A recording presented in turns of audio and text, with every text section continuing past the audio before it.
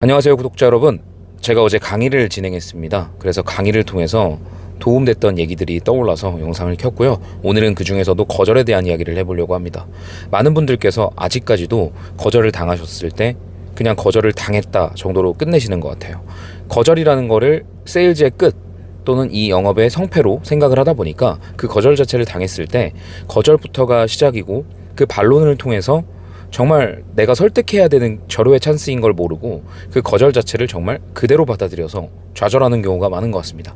사실 고객들은 계약을 한다 하지 않는다라고 말을 직접적으로 하는 경우는 드물어요. 보통 호의적인 거, 수능적인 거, 어떤 약속을 잡는 수능도라든지 이런 여러 가지 부분들을 통해서 계약에 대한 거절과 긍정의 표시들을 하거든요.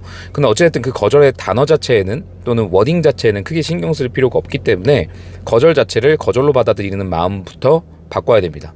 그래서 거절을 당했을 때 이제부터는 거절 당했다. 이번 영업도 쉽진 않겠다.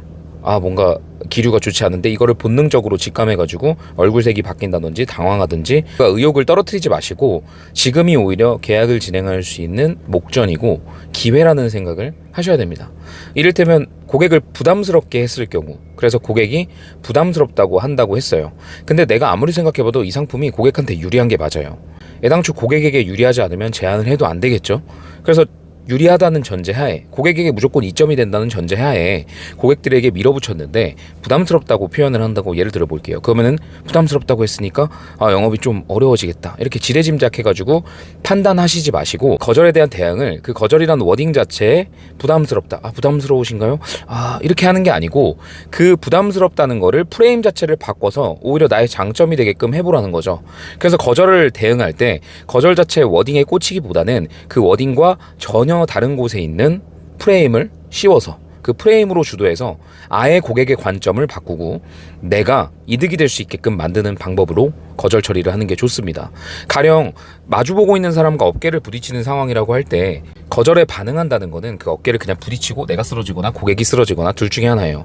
제로섬 게임이 된다는 거예요. 그런데 우리의 영업은 윈윈이 돼야 되고, 그건 아니라고 하더라도 논 제로섬 게임이 돼야 되기 때문에 마주오고 있는 이 어깨를 부딪히는 게 아니라 살짝 영업사원이 돌아서 어깨 동무를 다음에 내가 원하는 방향으로 가야 된다는 거예요.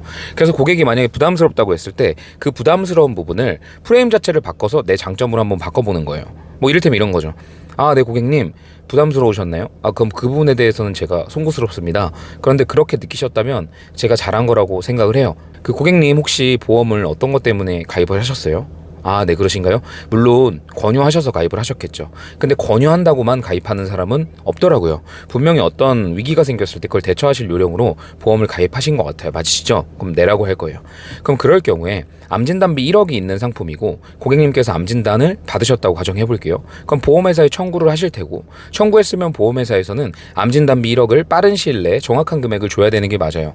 근데 청구를 했더니 담당자가 1억인데 5천만 원으로 감경 지급하겠다고 했을 때 제가 담당자인데 네, 알겠습니다 하고 고객님께 전화드려서 5천만 원 지급된다고 합니다. 이렇게 한다든지, 아니면은 바로 줘야 될 거를 한 6개월 1년 뒤에 준대요. 확인해보고. 그럼 그런 거를 듣고 네, 알겠습니다. 또 고객님께 전화드려서 6개월에서 1년 뒤에 준다고 합니다. 왜요? 담당자가 그렇다고 합니다. 이러는 담당자를 원하세요? 아니면 혹시 1억을 감경 지급한다고 했을 때 왜 감경 지급해야 되는지 이유를 보험업법이랑 손해사정까지 다 들어가서 득달같이 집요하게 계속 전화해가지고 결국에 해결해주는 그런 담당자를 원하세요? 또 마찬가지로 감경 지급한다고 했을 때 감경 지급하는 게 말이 되냐, 100번이든 1000번이든 통화해가지고 정확한 금액을 제대로 빠른 시일 내에 받게끔 하는 담당자를 원하시냐? 그럼 고객님들은 당연히 다 후자의 담당자를 원한다고 해요. 그럼 그럴 때 하나를 알면 열을 안다고 했고, 안에서 새는 바가지 밖에서 샌다고 하는데, 제가 지금 고객님께 드리고 있는 이 부담은 제가 고객님 보험금을 받게끔 해드릴 때에 비하면 100분의 1밖에 안 됩니다. 그래서 전 집요하게 일을 하고 있고, 제가 지금 드리는 이건 확신이 있어서 이렇게 제안을 드리는 거고, 그리고 저의 모습을 그런 부분으로 봐주시면 좋을 것 같습니다. 당연히 그런 담당자를 원하실 거잖아요. 이렇게 이야기하면 고객이 거절을 했는데 이걸 거절로 받아들이지 않고 대응을 하고, 그리고 그 대응을 프레임 자체를 바꿔서 나에게 이점이 되는 방향으로 하게 되면 이게 거절이 아니게 돼요. 그래서 그런 거절을 당하셨을 때 이거를 세일즈의 끝이라고 생각하지 말고 시작이라고 생각하셨으면 좋겠습니다. 그리고 시작 중에서도 내가 프레임을 온전히 바꿔서 내 장점으로 만들 수 있는 기회라고 생각을 해보시고, 그 거절이랑 워딩 자체에 꽂히지 마시고 그거를 뛰어넘는 거절 반론 연습을 고객이 느낄 때 정말 고객으로 하여금 도움이 되는 이야기로 고객의 마음을 움직일 수 있는 이야기로 준비하시면 세일즈의 타율이 올라가실 거라고 생각합니다. 내용이 생각나면 바로바로 업로드 할 테니까 구독, 좋아요 눌러주시고 성공하는 세일즈 되시기를 바랍니다. 다음에 또 뵙겠습니다.